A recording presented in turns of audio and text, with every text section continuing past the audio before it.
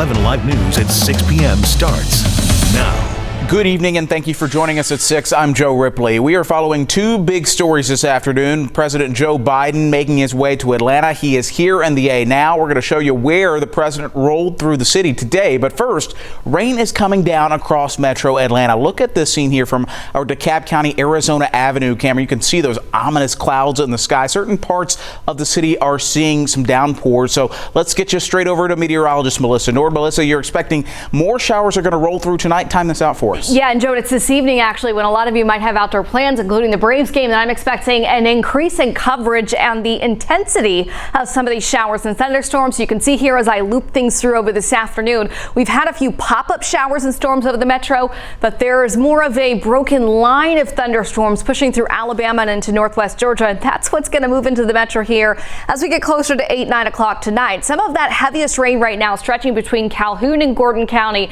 just west of Adairsville and down into the heart of Floyd County near Rome. In fact, you can see that really heavy rainfall in downtown Rome right now, and that's evident on our live camera there. We haven't been tracking really strong wind gusts, but some of these thunderstorms, even though there's no warnings on them, at times could have gusts to about 40 miles per hour and some pea-sized hail. So the rain's still coming down in downtown Rome pretty good.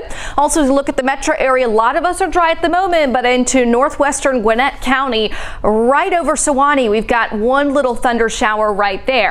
Showers and storms increase across our area this evening. In fact, there's a level 1 threat of severe weather for the whole area. Coming up in a few minutes, we'll break down what to expect hour by hour and look ahead at your Sunday forecast. Joe? All right, Melissa, thank you. We are following some breaking news at 6. We just learned that GBI is now investigating a shooting on police at Kennesaw State University. The school sending out an emergency alert just after 4 this afternoon. That alert stated an armed intruder was reported at KSU. It warned people to stay away from the South Campus housing area.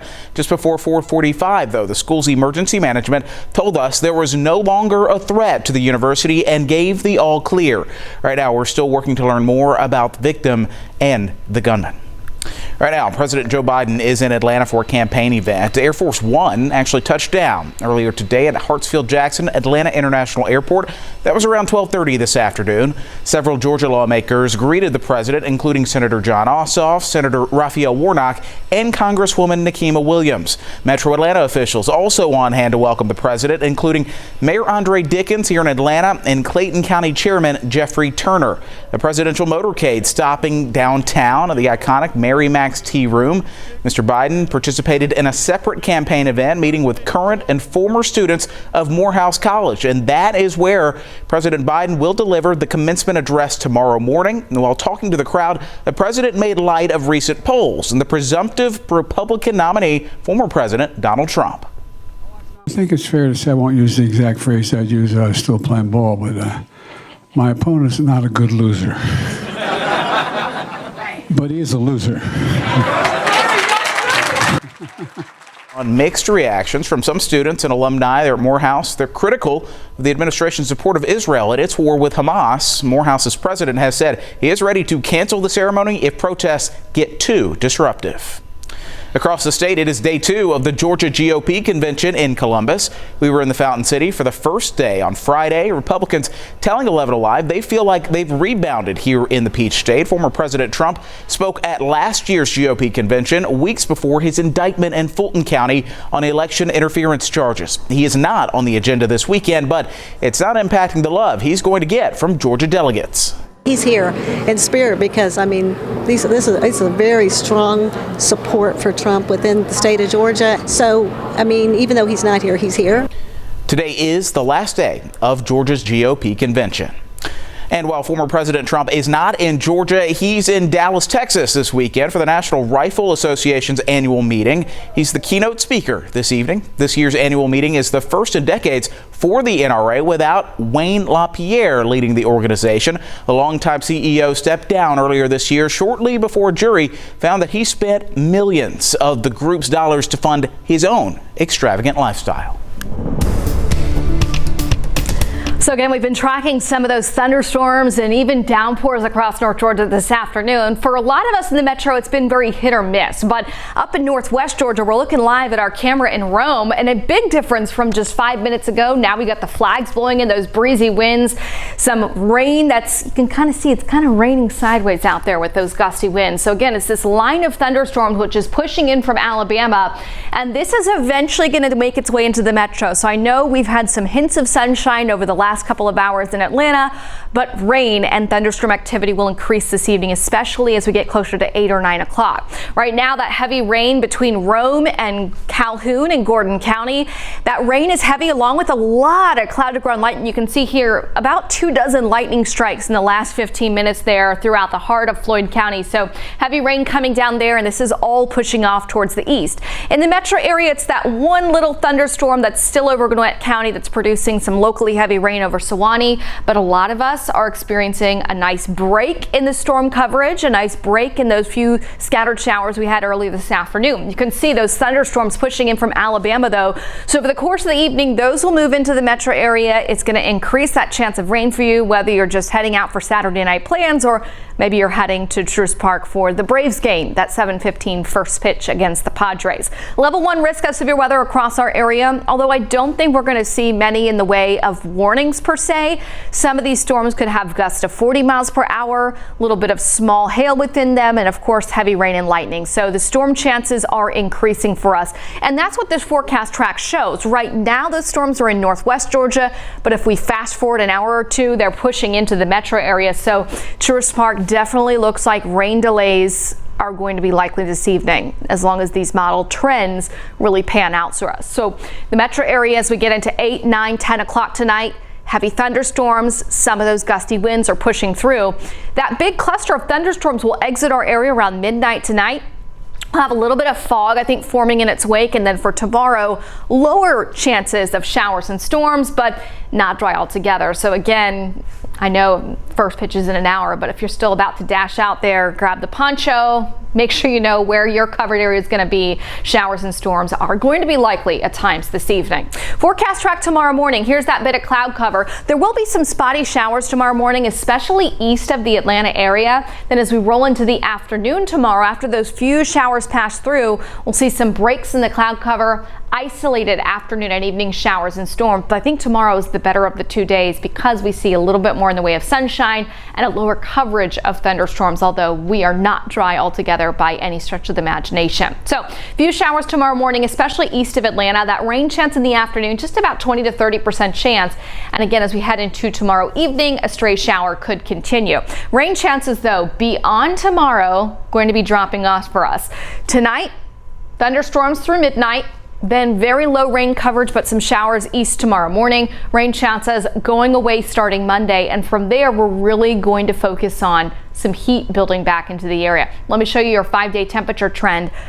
Tomorrow's high temperature, 80 degrees, just below average. Monday, we're up to 82, and then you notice those numbers going up. We're not going to be in record territory, but it is going to feel like summertime as a lot of kids are graduating. Kids are getting out of school this week. We got those last days of school happening midweek, and it's certainly going to feel very hot and like pool weather outside. Low chance of a few isolated showers at the end of the week, but right now, Joe, nothing looks like a washout. All right, Melissa, sounds good. Thank you for the latest news and weather updates. Make sure you download the 11Alive News app. That is free in your app store.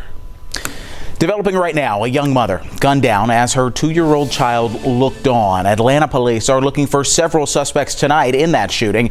It happened at Cary Park in Northwest Atlanta. Our Erica Murphy spoke with a community now concerned about recent gun violence in the area. Killing, shooting, stabbing, a lot. Children not even safe to play in the street because they barely have a playground because the adults take over the playground because they want to shoot in broad daylight. This resident has lived in the Cary Park neighborhood for about 10 years and says violence is a way of life there. The most recent victim, 21-year-old Naja Cox, was gunned down in a car this morning with her 2-year-old child inside. Police say the shooting on Center Street near Hightower was targeted. The surveillance video that we viewed, the vehicle is traveling on Center Street, and a few males open fire as the vehicle drives by, striking the decedent. Residents say Cox lived in a nearby apartment complex where they have been plagued with crime. It go on every day, all day out here. I mean, you have to watch your kids. Kids out here playing. You get shootouts during broad daylight. It's just not shocking. It's like air. According to Atlanta Police crime mapping data, the Cary Park neighborhood has been the scene of 5 aggravated assaults since March of this year. Back in February, Dion Green, a contractor working for the Fulton County Medical Examiner's office, was killed in the same area as Cox. Police say they can tell from looking at surveillance video that there were 3 suspects involved. They are asking anyone who knows anything to call Crime Stoppers. Reporting from Atlanta, Erica Murphy, 11Alive News. We now know the name of a man killed in a shooting involving Cobb County Police. The GBI just identified him as 40-year-old Clifford Beck. Police say Beck tried to drive away from officers during a traffic stop at the Chevron off Old Floyd Road, not too far from Veterans Memorial Highway. Police say they were initially investigating a vehicle with a stolen license plate. They say Beck hit a pedestrian's car and several Cobb County police cars. We are told several officers fired at the truck and the driver was hit. Beck eventually died at the hospital. No officers were hurt. There is a new response from the U.S. Postmaster General about the mail delays we've been tracking for months now across the state of Georgia. Postmaster General Louis DeJoy sent an update on those delays Friday afternoon, more than 16 hours after a deadline set by Georgia U.S. Senator Jon Ossoff. In DeJoy's letter, he lays out the actions the Postal Service is implementing to improve a drop in performance. We trace those issues back to the Regional Processing and Distribution Center in Palmetto. That opened up in February as a way to combine services for 4 different centers across Georgia. So here are the highlights. DeJoy says the Postal Service is dispatching more than 100 personnel to increase manpower, revising transportation schedules, and shifting cross-country mail away from the center until service stabilizes. DeJoy also shared new numbers with us that show what percentage of mail is arriving on time. That's within 2 to 5 days. That number went from 36% in mid-April to now 64%. About 81% of mail is arriving within 6 days. DeJoy says the Postal Service has also uncovered an error in how some mail is tracked. You can read more about that right now. Just head to 11alive.com. We are now just 3 days away from Georgia's primary election. As you get ready to head to the polls, you might want to double check your outfit, what you're wearing. Tonight, we verify if wearing something that supports your favorite candidate could get you into some trouble. Here's our Jennifer Bellamy. In a previous 2020 election question, we verified that while you can't wear MAGA attire to vote, Make America Great Again, you can wear things that support Black Lives Matter. Now, in a follow-up, Verify viewer Steve asked us another question about voting attire. He asked, can someone wearing a White Lives Matter or PMERT shirt be turned away from the polls in Georgia? PMERT is Trump spelled backwards. Our sources are the Georgia Secretary of State's office, Emory University political science professor Dr. Andra Gillespie, and the Georgia Poll Worker Manual. Here's what we found. According to the Georgia Secretary of State's office, it's against the law to campaign within 150 feet of a polling place. That means you can't have shirts, hats, jackets, or any other clothing with the name of a candidate, political party, or slogan. Dr. Andra Gillespie, an Emory University political science professor, told 11Alive in most cases it's okay to wear a phrase like white or Black Lives Matter because they don't specifically endorse one candidate. So no, you can't wear a candidate's name even backwards to cast your ballot. Trump and PMERT would both be a violation. But yes, you could wear clothing with the phrase White Lives Matter to the polls as it would not violate the law. With your Verify, I'm Jennifer Bellamy.